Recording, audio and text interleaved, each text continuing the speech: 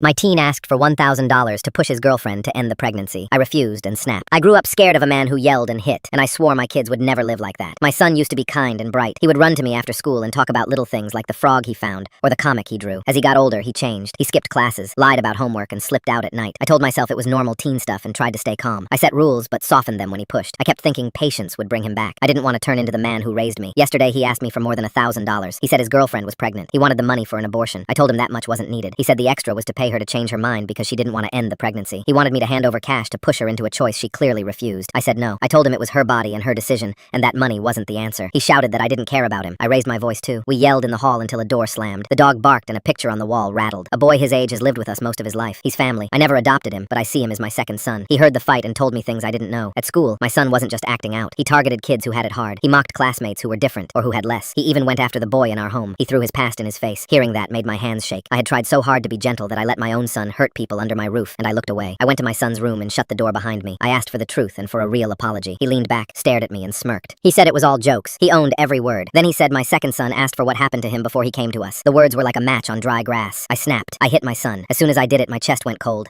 He looked at me with the same fear I knew as a kid. I hit him again before my brain caught up with my hand. My wife and daughters were in the doorway. My son's lip was bleeding. I reached forward with a towel and he flinched hard. I heard my wife say my name once, low and flat. I stepped back like the floor was tilting. I told him I was done and left the room shaking. That night I sat with my second son and told him about my childhood. I told him I was sorry that I failed to protect him and that I became what I promised I'd never be. He put his hand on the table and told me he still wanted me to be his dad. The next day I called my ex, my son's mother. We don't agree on much, but she loves him. She talked to him and got him to hear me. My son said he needed to make things right. He apologized to the boy in our house, to his girlfriend, and to kids at school. He asked her parents to meet with us so we could plan. We met at their kitchen table and agreed to split care at their home and ours. When the baby was born, I held my granddaughter and felt a door open. My son started to show up as a dad. He changed diapers without being asked. He went to 2 therapy sessions a week, one with me and one alone. We had simple rules in the house and he followed them. Trust grew in inches. We weren't perfect, but we were steady. I let myself breathe. 2 days ago, the boys got into a fight over something small, a charger or a joke that went too far. Voices rose in the kitchen. I walked in and told them to stop. The younger ones